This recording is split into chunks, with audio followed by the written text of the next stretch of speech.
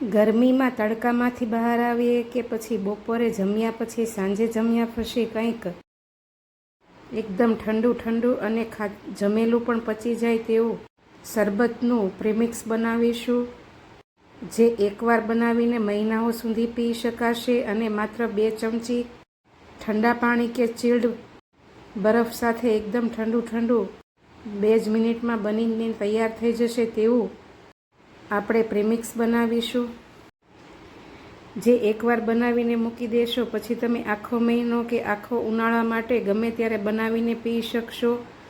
બહાર રાખશો, ફ્રીજમાં નહીં રાખો તો પણ સારું રહેશે. તેના માટે આપણે અહીં 2 વાટકાના માપથી અહીં વરિયાળી લીધી છે. દેશી વરિયાળી જે આવે છે તે તમે કપના કે ગમે તે મેઝરમેન્ટથી લઈ શકો અને તેની સામે તે જ વાટકાના માપથી આપણે 2 વાટકા જેટલી સાકર કે પછી જે દોરીવાળી સાકર આવે છે તે લઈ લઈશું. ખાંડ પણ ચાલે, પણ સાકરમાં આ શરબત વધારે ગુણકારી છે એટલે આપણે અહીં સાકર લીધી છે.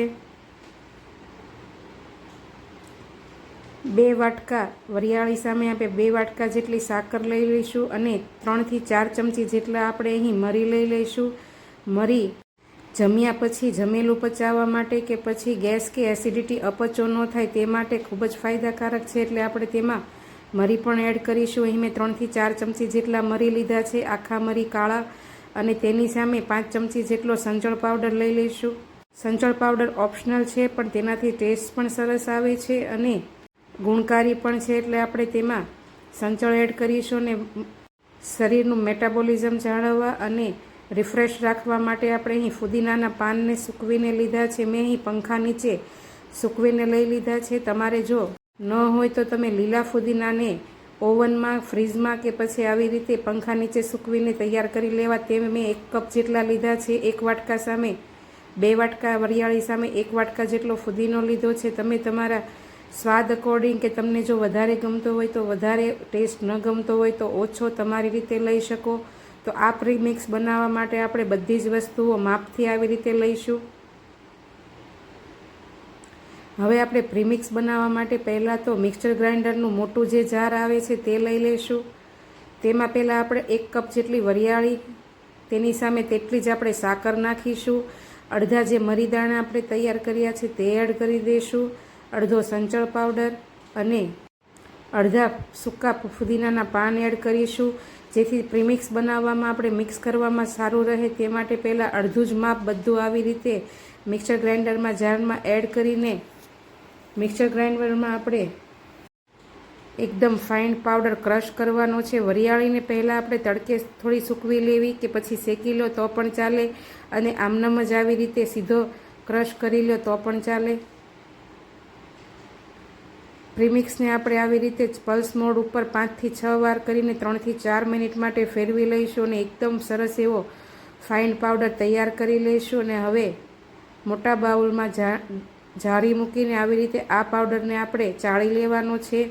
જો તમારે ઇન્સ્ટન્ટ થોડો સમય માટે જ રાખવું હોય તો તમે ન ચાળો તો પણ ચાલે. જો મહિના કે 2 મહિના સુધી આ પ્રીમિક્સ તમારે રાખવું હોય તો આવી રીતે ચાળીને લેવું, જેથી સાકર જે આપણે દળેલી છે અંદર તેની ગાંઠો ન પડી જાય અને સારું રહે, જામી ન જાય, પડ ન થઈ જાય તે માટે.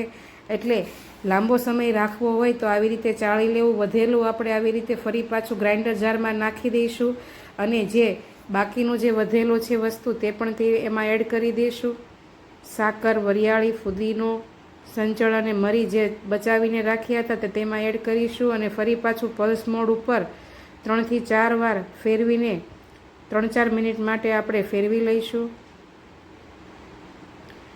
ગરમીમાં આ જ્યુસના ફાયદા અનેક છે. જમેલું પણ તરત જ પચી જશે. તમે ક્યારેય તળેલું કે એવું ખાતું હોય, ગેસ એસિડિટી કે અપચો થતો હોય ત્યારે આ 2 ચમચી ઠંડા પાણીમાં નાખીને પીને શરીરમાં પણ રાહત મળશે અને શરીરની ગરમી પણ જળવાઈ રહેશે.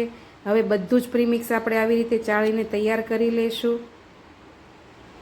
હવે ગમે તે એરટાઇટ કન્ટેનર કે પછી કાચની બરણીને આપણે ધોઈ સાફ કરી કોરા કપડાથી લૂછી થોડીવાર માટે પંખે રાખીશું અને પછી આ પ્રીમિક્સને આવી રીતે ચમચા વડે અંદર નાખીને દબાવીને એકદમ સરસ એવું ભરી લઈશું, જેથી સારું રહે. તમે આ પ્રીમિક્સને ફ્રીજમાં નહીં રાખો તો પણ ચાલશે, બહાર રાખશો તો પણ મહિનાઓ સુધી સારું રહેશે.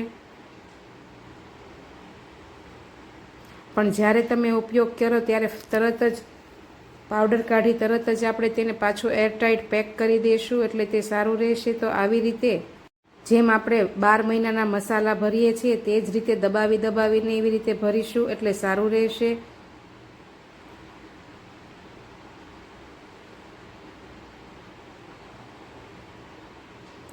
તો તમે જુઓ તેમ સરસ રીતે બરણી પેક થઈ ગઈ છે. હવે તેને આપણે પેક કરી દઈશું અને જ્યારે પણ પીવું હોય ત્યારે આ પ્રીમિક્સમાંથી આપણે વરિયાળી શરબત કે પછી રિફ્રેશિંગ શરબત તૈયાર કરીશું. શરબત પીવા માટે જ્યારે પણ બનાવવું હોય ત્યારે ગ્લાસમાં આવી રીતે આઈસ ક્યુબ એડ કરીશું અને 2 ચમચી જેટલો પાવડર એડ કરીશું. તમે ટેસ્ટ અકોર્ડિંગ વધારે ઓછું લઈ શકો અને ઠંડુ પાણી ઉપરથી એડ કરીને આવી રીતે બરાબર મિક્સ કરીશું. તો તમે જુઓ તેમ એકદમ રિફ્રેશિંગ જ્યુસ બનીને તૈયાર થઈ ગયું છે. મારી રેસીપી જોતા હો અને ચેનલ ઉપર નવા હો તો ચેનલ સબસ્ક્રાઈબ કરવું ભૂલતા નહીં. બેલ આઇકન જરૂરથી દબાવજો જેથી આવી સમરની નવી રેસીપીના તમને નોટિફિકેશન મળતા રહે. આવજો.